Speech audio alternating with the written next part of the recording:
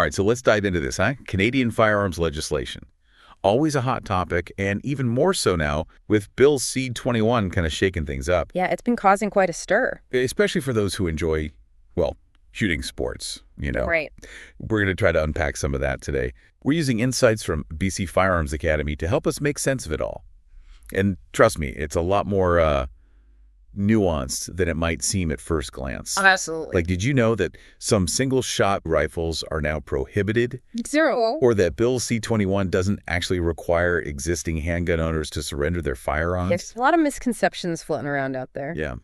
So we're going to try to clear some of those up today. And BC Firearms Academy is a fantastic resource for that. They've got this incredibly detailed FAQ section that dives into all sorts of questions, from magazine capacity limits Oh, right. to the future of popular shooting disciplines, things like IPSC, IDPA, really trying to address those concerns head on. Yeah, I mean, before we get into the specifics, let's just take a step back and kind of set the stage here.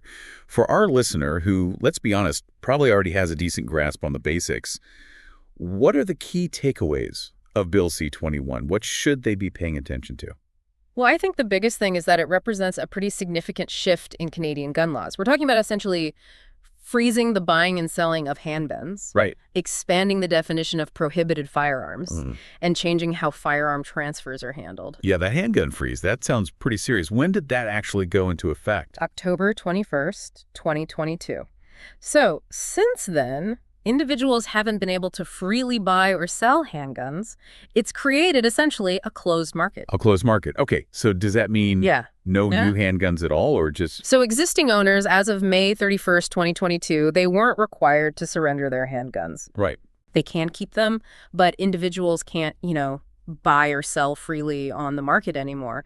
What's interesting, though, is that businesses like BC Firearms Academy, for instance, can still acquire handguns. Oh, interesting. So that could potentially be an option for people who maybe can't keep theirs anymore. Exactly. It provides a bit of a lifeline, you could say. Okay, so we've got this freeze in place. Yeah. But how is that impacting the shooting sports scene? What about disciplines like IPSC or IDPA?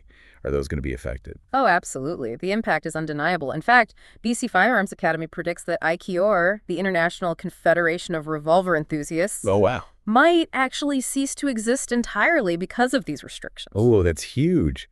What about IDPA, the International Defensive Pistol Association? Yeah. And IPSC, International Practical Shooting Confederation? What's the outlook for those? Well, both of them are likely facing a pretty significant decline. See, IDPA relies heavily on new participants joining, and IPSC, similarly, needs a steady stream of new shooters to keep it going. But with these restrictions on handgun transfers, that pipeline, those new shooters coming in, is getting squeezed. Yeah, it's kind of unsettling to think about these well-established shooting disciplines potentially struggling.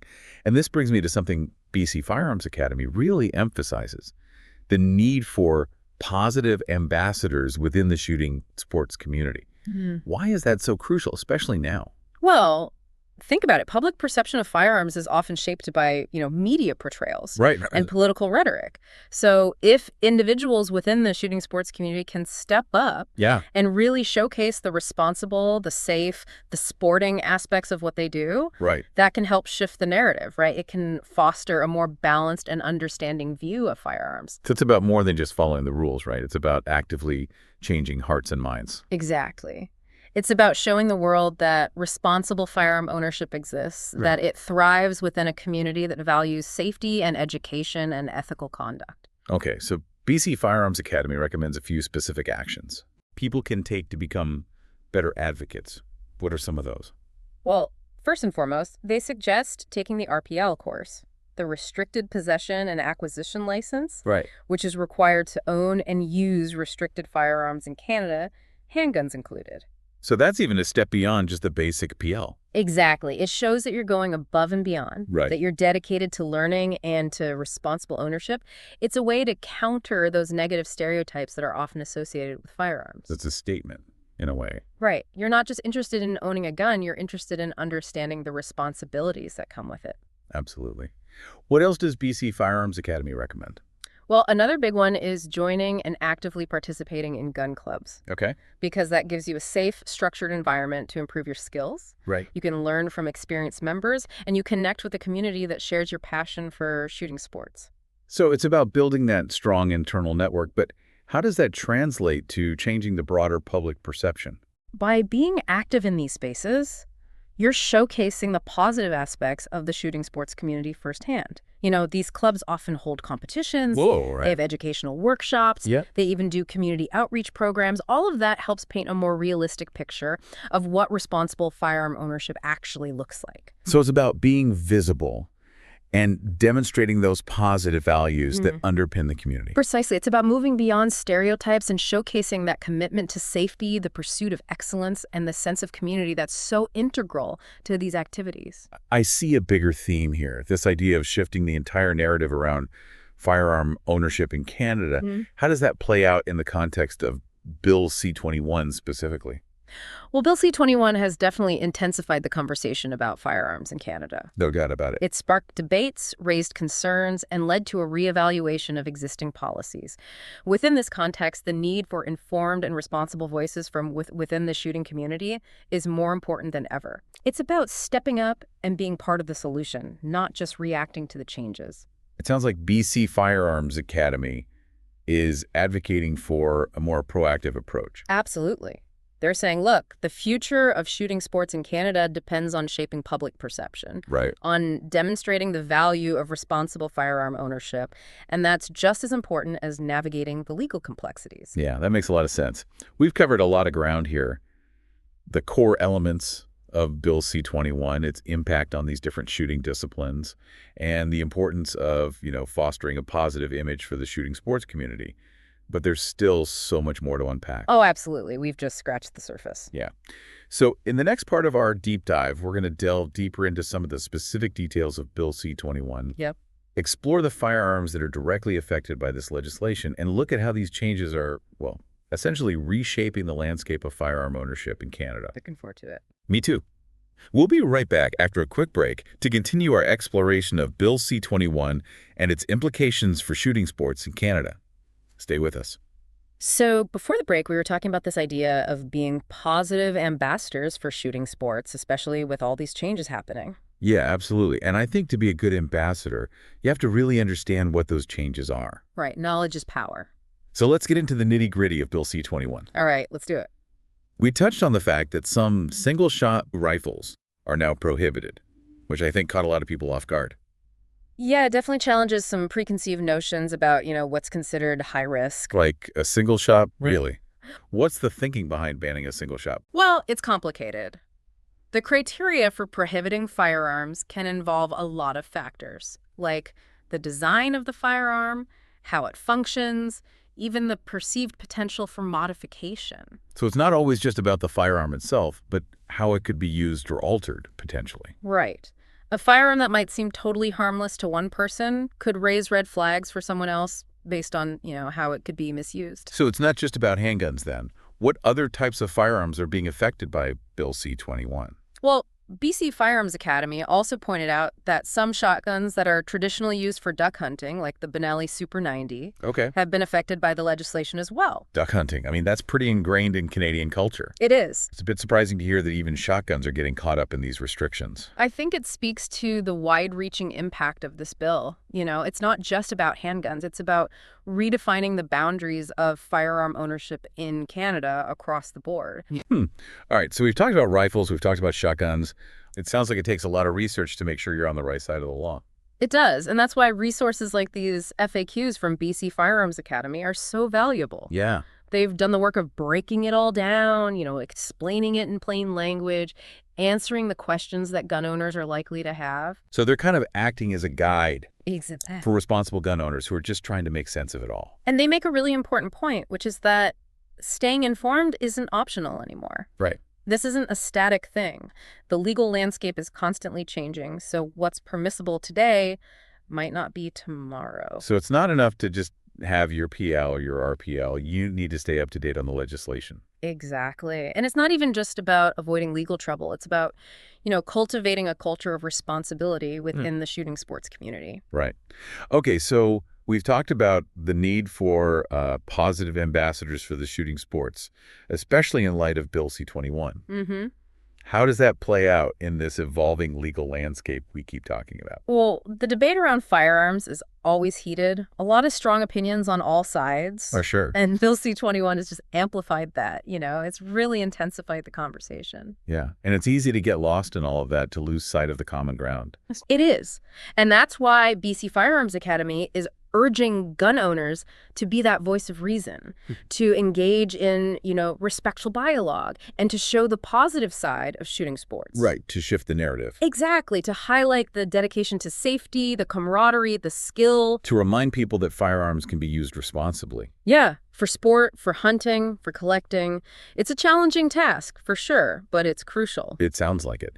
So how is BC Firearms Academy approaching this?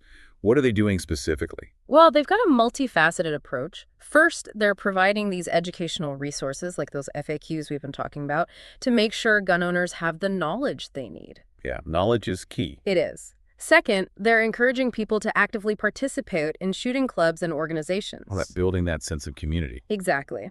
And third, they're promoting positive engagement with the broader public. Okay, so what does that look like? Well, it could involve correcting misinformation, maybe having those tough conversations, showcasing responsible use in a public way. It's a holistic approach, addressing the internal dynamics of the community, but also how the community interacts with the outside world. Exactly. And it's a strategy that individuals can adopt too.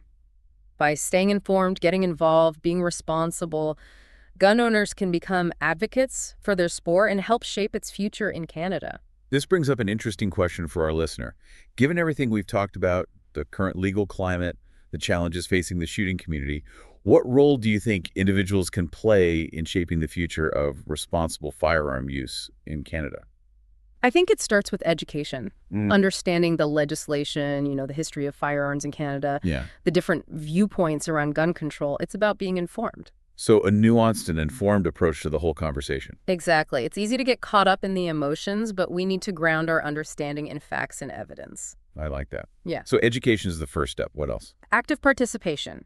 Join those clubs. Support organizations that promote responsible use. Engage with policymakers.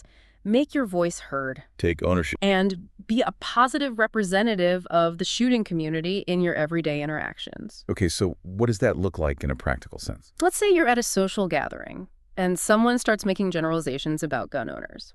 Instead of getting defensive, you calmly correct any misinformation, maybe share your personal experience, talk about safety and responsibility. Changing hearts and minds, one conversation at a time. Exactly. It's not always easy, but it's important. We have to move past those stereotypes and create a more nuanced understanding of firearm ownership in Canada. It seems like BC Firearms Academy is doing good work providing a roadmap for responsible ownership in this new landscape. I think so, too. Yeah. They're giving people the resources and the encouragement they need to step up and be advocates. It's a hopeful message for sure. It is. Even with all these challenges, there's always room for positive change. All right, so we've talked about the specific firearms affected by Bill C-21, the role of BC Firearms Academy, and the importance of individual action. Yeah. It's been a really fascinating discussion, highlighting how complex this issue is. It has. And it shows that we need to keep talking about this, keep trying to understand each other. Absolutely. Yeah. So now let's get into the practical side of things. We've talked about the restrictions, but how have the actual processes for firearm ownership and transfer changed? One big change is the increased scrutiny around transfers. Like we said, the handgun freeze has essentially stopped transfers between individuals. Right, but businesses like BC Firearms Academy can still acquire handguns. How does that work now?